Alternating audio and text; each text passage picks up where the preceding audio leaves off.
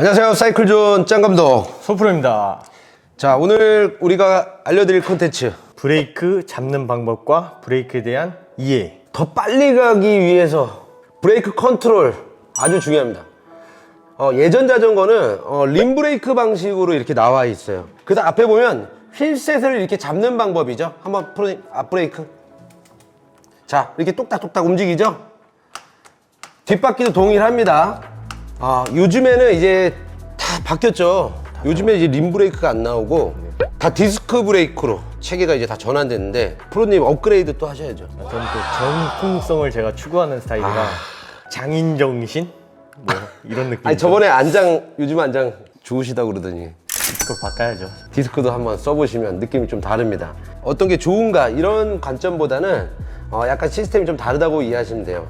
원판 디스크 패드가 있고요. 패드를 잡는 방식입니다. 소개 같은 경우는 패드가 있죠. 네. 디스크 패드 같은 경우는 어때요? 미세 간격 좀 더 예민하겠죠. 그리고 또 잘 잡히겠죠. 초보자분들 같은 경우는 디스크 같은 경우는 더욱더 브레이크 컨트롤하는 연습을 좀 많이 하셔야 돼요. 그래서 패드 같은 경우는 기본적으로 두 가지, 레진 패드와 그리고 메탈 패드, 이 두 가지가 있는데, 보통 소음이 막 브레이크 잡는데 막 많이 난다. 그럼 메탈 패드를 쓰게 되면 소음이 좀 많이 나요. 레진 패드 같은 경우는 좀 더 소프트해서 사람마다 이 호불호가 좀 있습니다. 그래서 패드 같은 경우 한번 이렇게 바꿔서 사용해 보시는 것도 한번 추천을 드려요. 기본적으로 브레이크는 오른쪽과 왼쪽, 변속과 비슷하죠. 브레이크 잡는 비중은 보통 다들 알고 계실 거라고 생각하는데, 프로님 보통 비중이 어떻게? 보통은 5대5로 알고 계시면 되고, 이제 상황에 따라서 앞브레이크가 뭐 6, 7 정도까지 더 높아질 수 있어요. 그럼 뒷브레이크가 더 높아질 때도 있죠? 감속을 할 때는 저 같은 경우는 뒷브레이크를 좀 많이 사용하는 편이고, 이제 제동, 급하게 잡을 때는 왼쪽의 비중이 더 커집니다. 결국엔 브레이크는 우리가 멈출 때만 사용하는 게 아니라 컨트롤할 때, 오늘 이 부분이 아주 좀 중요한 부분입니다. 속도를 컨트롤한다는 거, 에너지 손실을 줄일 수 있다는 거, 몇 프로 정도 줄일까요? 컨트롤만 잘해도 20% 이상은 줄어들어요. 트랙 사이클 경기 같은 경우는 브레이크가 있나요? 브레이크가 없죠. 싱글 기어기 때문에, 그다음 또 발도 쉴 수가 없습니다. 트랙 사이클 같은 경우 브레이크가 없는데도 단체로 10명, 20명, 30명, 40명까지 줄을 서서 탈 수 있는 이유가 있겠죠. 그 이유가 뭐죠? 근데 이제 발로 컨트롤해요. 발로. 페달을 내가 힘을 주지 않고 힘을 뺀다든지 급하게 멈출 때는 뒤로 밟기도 해요, 실제로. 그만큼 트랙 사이클에서도 완벽한 제동이 가능하다라는 얘기입니다. 우리가 그룹 라이딩 할 때 어떤 상황들이 발생하죠? 좀 브레이크 컨트롤 미숙하신 분들 뒤에 쓰게 되면은 깜짝깜짝 놀래요, 저도. 일단 브레이크 잡는 방법부터 먼저 좀 알려주실까요? 자, 오른쪽에 있는 브레이크가 뒷 브레이크입니다. 왼쪽에 있는 브레이크가 앞 브레이크입니다.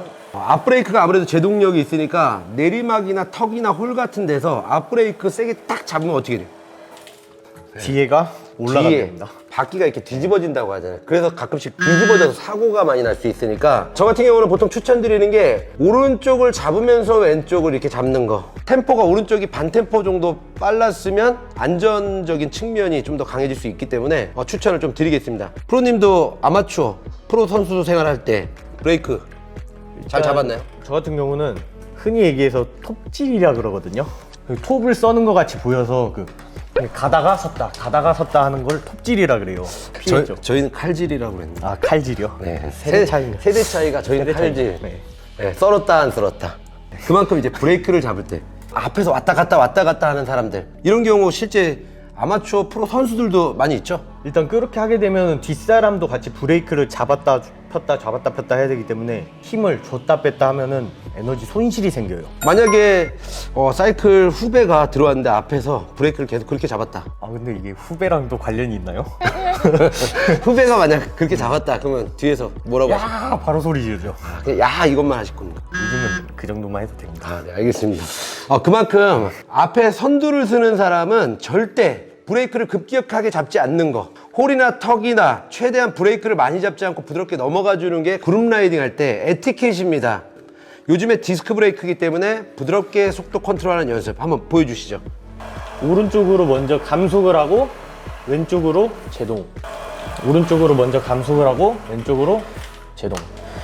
자, 오른쪽에 있는 브레이크가 보통 감속할 때 많이 사용하니까 브레이크를 살짝 부드럽게 잡고 놓고 살짝 잡고 놓고 잘 잡고 잘 놓는 거 아주 미세하게. 이게 잘 안 되시는 분들은 1단, 2단, 3단, 4단, 5단 이렇게 구분을 해서 잡는 거, 이게 속도를 컨트롤할 때 아주 중요한 요소가 될 겁니다. 속도를 늦추지 않고 발을 미리 쉬는 거.